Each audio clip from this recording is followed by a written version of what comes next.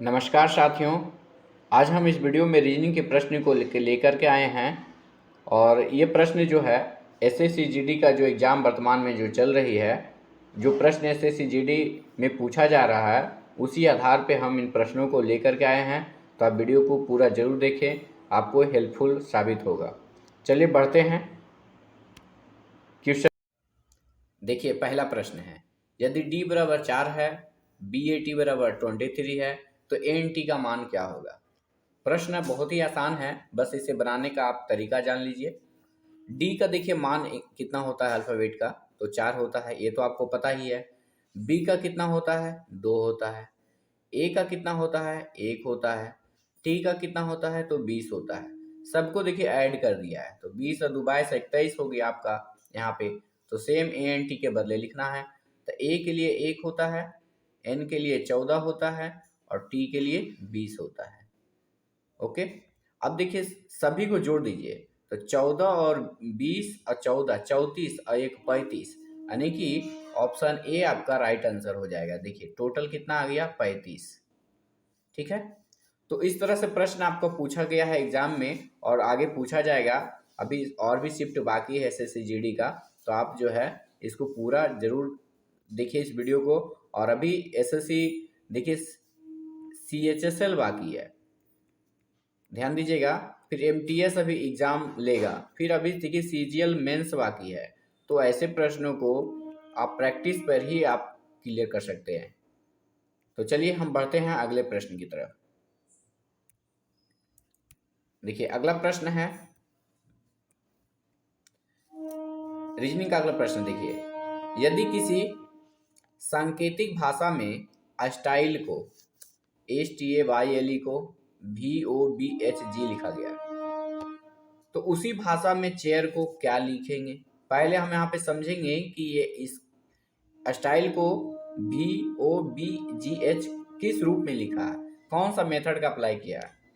तो देखिए यहाँ पे देखिए S का 19 होता है और यहाँ पे देखिए लास्ट में H का 8 है। आप ये दोनों को जोड़ दीजिए, कितना आ रहा है, 27 आ रहा है। ये दोनों अपोजिट है और सभी का देखिए अपोजिट किया गया है। जैसे कि अब 20 का देखिए होता है, T का 20 होता है और G का 7 होता है। तो 20 और 7 देखिए आपका 27 आ गया।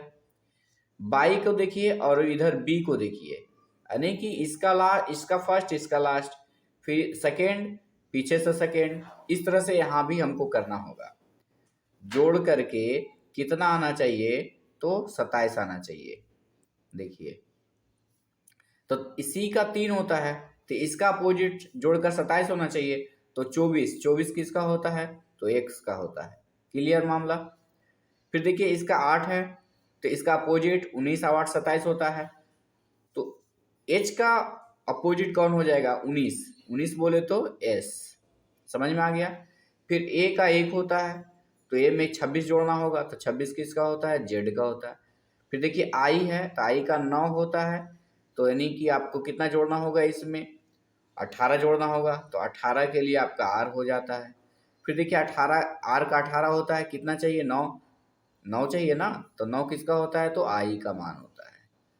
अब देखिए ये आपका मिला लीजिए, x s z r i x, देखिए ऑप्शन डी में आपका टैली कर रहा है, x s z r i, आपका डी राइट आंसर हो जाएगा।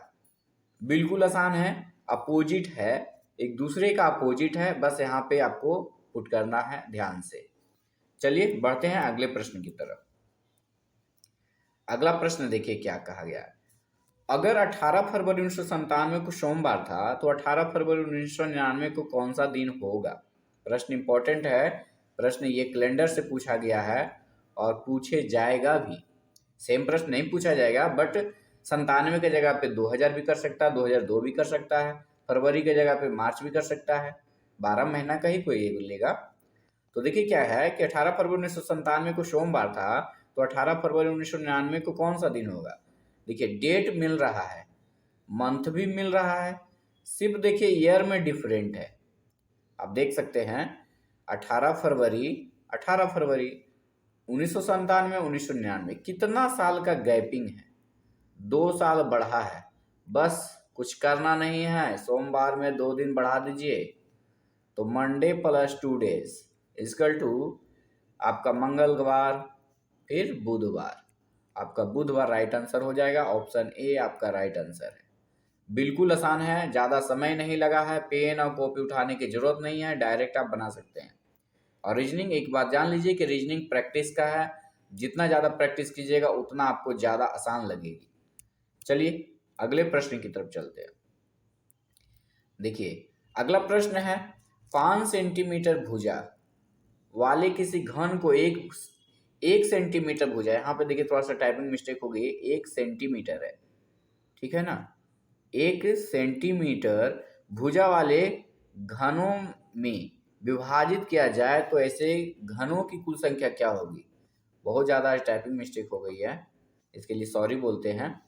1 सेंटीमीटर घनों में विभाजित किया जाए तो ऐसे घनों की कुल संख्या क्या होगी। कुछ भी करना नहीं है, घन का आपको पता है कि घन में क्या होता है, तो पावर 3 का इस्तेमाल करते हैं, ठीक है।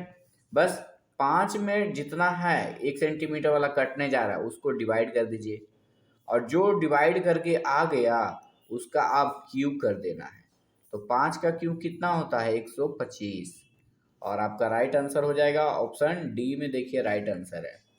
घन देखिए क्या किया गया है। अब इसे बनाने के लिए कभी कभी इसमें प्रश्न और भी मतलब कि डीप पूछा जाता है, तो चलिए हम प्रश्न आएगा तब हम उस पर चर्चा करेंगे। चलिए बढ़ते हैं अगले प्रश्न की तरफ।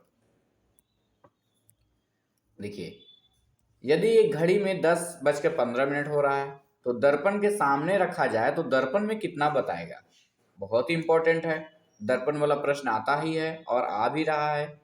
तो क्या करना है इसमें कि जब भी दर्पण के सामने रखा जाए या दर्पण में प्रश्न पूछा जाए दर्पण से रिलेटेड, कुछ भी नहीं करना है, जितना रहेगा उतना में 11:60 में घटा देना है।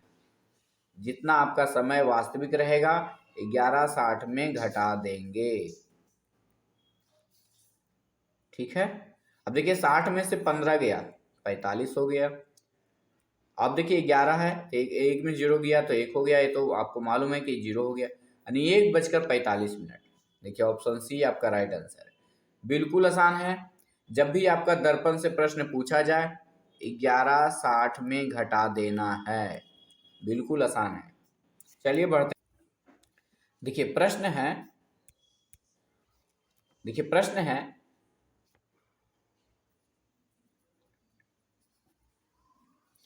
देखिए प्रश्न है, यदि पुस्तकों को घड़ी कहा जाए, घड़ी को बैग कहा जाए, बैग को शब्दकोश कहा जाए, शब्दकोश को खिड़की कहा जाए, तो पुस्तक ले जाने के लिए क्या प्रयोग करेंगे। प्रश्न इंपॉर्टेंट है, ऐसा प्रश्न पूछा जा रहा है।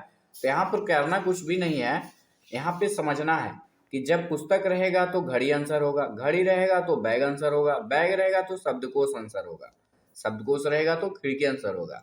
अब ये आएगा कैसे, तो देखिए यहाँ पे समझेंगे पुस्तक ले जाने के लिए क्या प्रयोग करते हैं। यहाँ पे हम लोग सच्चाई जानेंगे रियलिटी में कि पुस्तक ले जाने के लिए हमको यहाँ में से क्या चाहिए। घड़ी से तो पुस्तक जाएगा नहीं, शब्दकोश तो जाएगा नहीं, शब्दकोश में एक डिक्शनरी है, खिड़की में तो पुस्तक जाएगा नहीं, तो जाएगा किस में, बैग में जाएगा। किस में जाएगा, बैग में जाएगा। तो बैग को क्या कहा जा रहा है, यहाँ पर बैग को शब्दकोश कहा जा रहा है, ध्यान दीजिएगा क्या कहा जा रहा है, शब्दकोश। तो आपका जो राइट आंसर हो जाएगा शब्दकोश हो जाएगा। तो इस प्रश्न का राइट आंसर ऑप्शन डी में देखिए। चलिए बढ़ते हैं अगले प्रश्न की तरफ। अगला प्रश्न है, छात्रों की एक कतार में मोहन दोनों ओर से एक इस्मा है। देखिए इधर से भी बाएं तरफ से भी आपका एक इस्मा है और दाएं तरफ से भी एक इस्मा है, दोनों ओर से एक इस्मा है। तो सोच लीजिए कि 20 इधर होगा 20 इधर होगा, तो 20 और 20 40 और 1 41। ये तो प्रोसेस हो गया, इसको कुछ करना नहीं है, फिगर बनाने की जरूरत नहीं है। जब भी दोनों ओर से एक स्थान दिया रहे और कुल पूछ दे तो जितना रहे उसका दुगना करके घटा देना है। 21 दूनी 42 माइनस 1 कर दीजिएगा 41, आपका राइट आंसर हो जाएगा। अगर ऐसे नहीं समझ में आया तो फिगर से बना सकते हैं। तो आपका ऑप्शन बी राइट आंसर है। चलिए अगले प्रश्न की तरफ चलते हैं। वीडियो ज़्यादा लॉन्ग ना हो इसीलिए थोड़ा सा फास्ट खींच रहे हैं। देखिए फल अंगूर, स्तनपायी क्या है? तो फल देखिए एक मतलब कि अंगूर एक फल है, उल्टा देखिएगा। अंगूर क्या है? तो एक फल है, कभी कभी अपोजिट देखना होगा। तो स्तनपायी यहाँ पे क्या होगा कि वह स्तनपायी होगा। तो ऑप्शन देखते हैं हम। गौरैया एक चिड़िया है, सांप एक रेंगने वाला है, और ये स्तनपायी नहीं है। स्तनपायी किसको बोलते हैं? जो अपने बच्चे को दूध पिलाती है, यानी डायरेक्ट बच्चे को जन्म देती है, ये याद रखिएगा। तो मछली ये देखिए अंडा देती है, गाय देखिए बच्चे को जन्म देती है, तो गाय ही ना मतलब स्तनपायी होगी। तो इसलिए ऑप्शन डी आपका राइट आंसर हो जाएगा, गाय। ध्यान दीजिएगा, ऑप्शन डी आपका राइट आंसर हो जाएगा। क्यों? क्योंकि गाय एक स्तनपायी है, मछली स्तनपायी नहीं है, सांप स्तनपायी नहीं है, गौरैया स्तनपायी नहीं है।